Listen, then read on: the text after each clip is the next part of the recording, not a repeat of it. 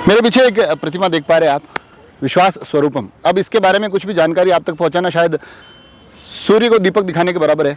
तमाम जानकारियां तमाम तरीक़ों से आप तक पहुंच चुकी है, मगर इन दिनों रामकथा चल रही है, काफ़ी श्रद्धालु आए हुए हैं और उनके जो रुकने की व्यवस्था है, मैं चाहता था कि हम उसको भी देखें, उससे भी जुड़ें। ये जो पीछे तमाम टेंट दिखाई दे रहे हैं आपको, ये श्री नाथद्वारा में SMB कॉलेज उसका परिसर है और उसके परिसर में आप देख सकते हैं कि पूरे परिसर में ये तमाम टेंट लगाए गए हैं और इन टेंट के माध्यम से जो तमाम भक्त, जो श्रद्धालु यहाँ आ रहे हैं, वो यहाँ रुक पा रहे हैं।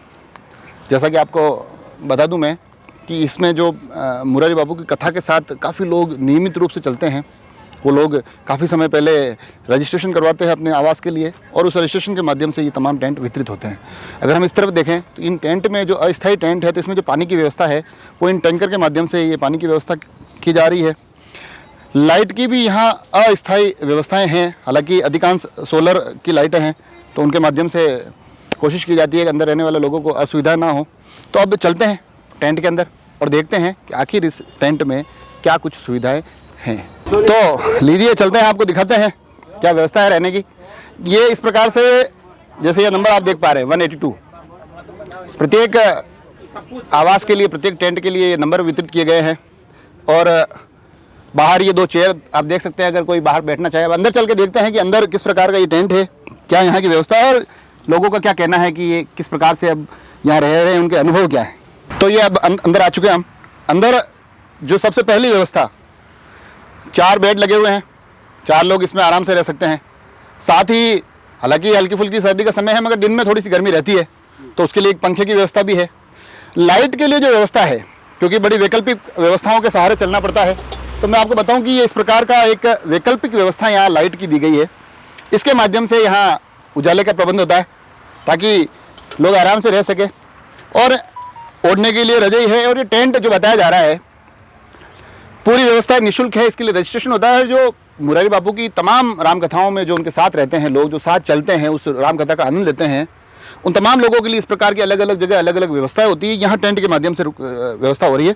अब आपको थोड़ा सा हम इसका टॉयलेट एरिया भी बता देते हैं।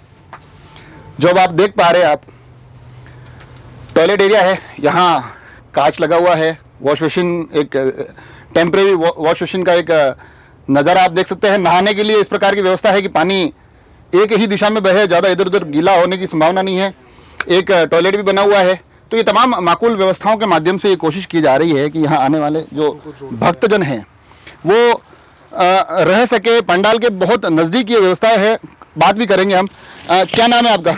हिमांशु शर्मा। हिमांशु जी, चलिए, गुजरात से आए आप? जी। मैं हेमेंद्र हूँ, आप हिमांशु है। H से H मिल रहा है इस पंडाल में, इस टेंट में आके।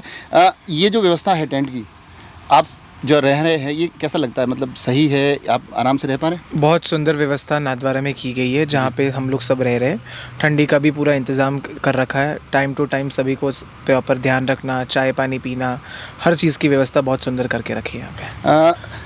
आप इससे पहले भी नाथद्वारा आ चुके हैं? हाँ, इससे पहले भी हम 2021 में भी जब बापू की कथा हुई थी तब आए थे। पहले आप नाथद्वारा आए। श्रीनाथ जी की नगरी है, श्रीनाथ जी के दर्शन करने वैसे भी गुजरात से बहुत ज़्यादा भक्त आते हैं, मगर इस बार एक विशेष आकर्षण जो कि विश्वास स्वरूपम, उसका एक लोकार्पण हुआ और इस राम कथा का, एक प्रभु राम से जुड़ने का आनंद। तो ये सब संगम, आराध्यों का संगम कैसा लग रहा है आपको? बहुत सुंदर लग रहा है। यहाँ पे एक तरफ कथा खत्म होती है शाम को, फिर भगवान के दर्शन करते हैं श्रीनाथ जी के। बहुत सुंदर लग रहा है। बहुत आनंद आ रहा है। बहुत आनंद आ रहा है। और हालांकि मैं आपको बता दूं दर्शकों को कि ये हमने रैंडम एक सिलेक्शन किया कि एक टेंट पे जाएंगे, मगर जब इसके अंदर आए, कहते हैं ना कि प्रभु सारी चीज़ें बड़ी सुलभ बना लेता है।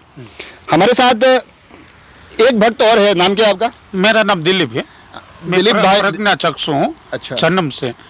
दिलीप भाई देख नहीं पाते हैं, मगर जब मैं यहाँ आया तो मुझे आश्चर्य की अनुभूति हुई कि इन कथाओं से ये जो मन के भाव हैं, मन की जो आंखें हैं, इन भक्ति से जोड़ती है। तो आपको यहाँ जब सुनते हैं तो कैसा महसूस करते हैं? बहुत अच्छा लगता है। हम बापू की हर कथा में होता है।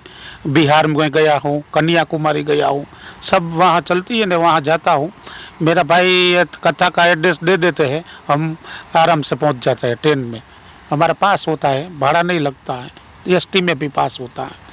इसलिए ये हर कथा में तमाम व्यवस्थाएं आप देखते हैं प्रभु से, हालांकि कहते हैं ना कि प्रभु को जुड़ने के लिए, उनको देखने के लिए आंखों की जरूरत नहीं होती, उनके लिए मन की आंखें जरूरी होती है। तो आपकी मन की आंखें आपको प्रभु श्रीनाथ जी से अभी जो लोकार्पण हुआ शिव प्रतिमा से जोड़ती है राम कथा के माध्यम से? अच्छा लगता है मुझे। अच्छा लगता है आपको? मैं दिख तो नहीं सकता हूँ जी। पर महसूस कर रहा हूँ कि अच्छा बहुत है, आवाज़ सुनकर, और दृष्टि तो मेरे पास नहीं है, जी। लेकिन आवाज़ सुनकर मैं माहौल ये होता है, उसको सुनने से मेरे बहुत अच्छा आनंद रहता है।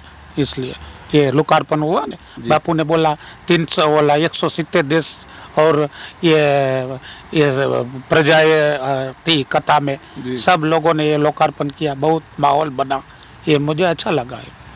तो जैसा कि आपने देखा, अमूमन भक्ति से जुड़ने के लिए मन की आंखों की, मन की शक्ति की आवश्यकता होती है। तो उस हमें अनायास ही इस पंडाल में वो मन के भाव हमें मिल पाए। मगर दिलीप भाई के माध्यम से हिमांशु जी ने भी बड़ी अच्छी बातें की और मोटा मोटी हमारी जो कोशिश थी कि आपको बता सके कि ये जो रहने की व्यवस्था है आखिर वो किस तरह से हैं, यहाँ के जो टेंट वो किस तरह से हैं, जो टेबल कुर्सी, पंखा और लाइट के माध्यम से ये तमाम कोशिशें की गई है कि यहाँ जो आने वाले भक्तजन हैं, जो श्रद्धालु है, बड़े ही आराम के साथ इस राम कथा का आनंद लेते हुए टेंट में जाने के बाद सुकून से विश्राम कर सके। जुड़े रहे राजसमंद एक्सप्रेस से। धन्यवाद।